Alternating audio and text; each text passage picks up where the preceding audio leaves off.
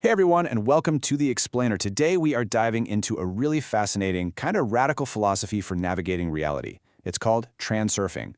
And the core idea is, what if you don't have to fight for the life you want?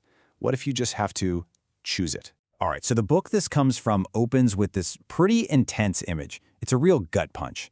And it's meant to hit on a feeling that, I think we've all had at some point, that feeling that we're just a guest at someone else's party, playing a game that's rigged against us from the start. But what if that feeling is totally wrong? This whole explainer is about a pretty mind-bending idea. You don't have to fight to win the game. You can just choose to play a different one entirely. Okay, let's start with something we all know. We know it intimately. The struggle. That feeling of constantly pushing against a world that just seems to push back even harder. Yeah, the source material compares this constant battle to a game of roulette. And it makes sense, right? You get a few wins, you start to feel like a champion, like you're on top of the world. But in the long run, the house always wins. The struggle just drains your energy, and you end up feeling defeated.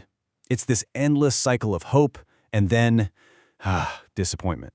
So what if this constant struggle isn't the only way to live? What if the reality we experience isn't this single fixed path, but something way, way bigger? This is where we get to the core of transurfing. It's this concept called the space of variations. Just imagine an infinite, invisible information field where literally every possible reality exists all at once, just as a potential. You can think of them like parallel scripts for a movie, or what the book calls lifelines. Now, this requires a huge shift in how you think about things. We're all taught there's just one reality, and our job is to struggle against it to make it better. Transurfing completely flips that. It says there's a whole ocean of realities, and your job isn't to fight to change the future, it's to simply select a different present. Here's a great way to think about it. Imagine your life as a play. You're not the actor who's stuck on stage, forced to read the lines. No, you're the audience member. You can literally get up, walk out of the theater, and go into a different one next door, where the play has a much better script. And the price of admission, the ticket to that new play? It's just your own thoughts and your own energy. Okay, so if all these other better realities are out there, why do we feel so stuck in the frustrating ones? Well, the source has this really powerful metaphor to explain the invisible forces that kind of keep us locked in place. These forces are called pendulums. Now, they aren't physical things, they're energy structures. They're created when a group of people start thinking in the same way, on the same frequency. Once a pendulum is created, it kind of takes on a life of its own, and its only goal is to swing stronger and stronger by capturing your energy. And believe me, they are everywhere. Think about it. Corporate hustle culture, a divisive political movement, there's dramatic news cycles designed to get you angry or scared. And here's the really crucial part. A pendulum does not care if your energy is positive or negative. You can love it, you can hate it, it doesn't matter. Any strong emotional reaction from you just feeds it more power and locks you onto its frequency. So this leads to a really counterintuitive idea.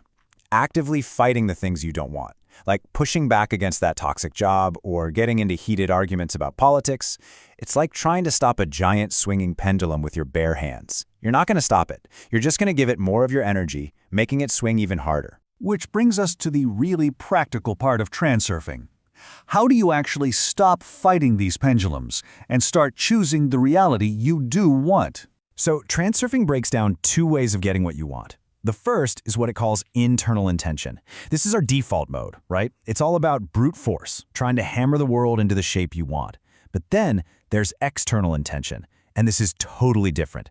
It's not about forcing anything. It's about making a calm, focused choice, choosing a reality where the thing you want is already yours. And the secret to unlocking this powerful external intention, it's all about lowering what transurfing calls importance. See, the more desperately you want something, the more you worry about it, the more you create these weird energetic distortions, excess potential, that actually end up pushing that very thing further away from you. So here's how you actually make that shift. First, you consciously decide to lower the importance of the outcome. You tell yourself it's not life or death. Then, you stop feeding the struggle. You just accept the current situation for what it is, without fighting it. And from that really calm, neutral place, you make your choice. Not like a desperate wish, but like a simple, matter-of-fact decision, like you're ordering off a menu. Okay, so how do we put this into practice every day? Well, transurfing offers a very specific and honestly, a very powerful visualization tool to help you tune your personal frequency to that new lifeline you've chosen. This tool is called the slide, and the idea is pretty cool. Imagine your mind is like a movie projector, and the world out there is the screen. Your target slide is that vivid, detailed mental movie of your goal. But, and this is important, it's a movie of it already achieved. And that's the slide you choose to project onto reality. But here's the trick. You don't just watch the slide like you're in a movie theater. No, you have to step into it.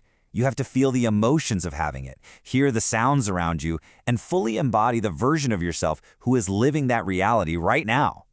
When you do that, you're basically rewiring your brain to accept this new reality as normal, and that tunes your personal energy to match its frequency. So the process is this.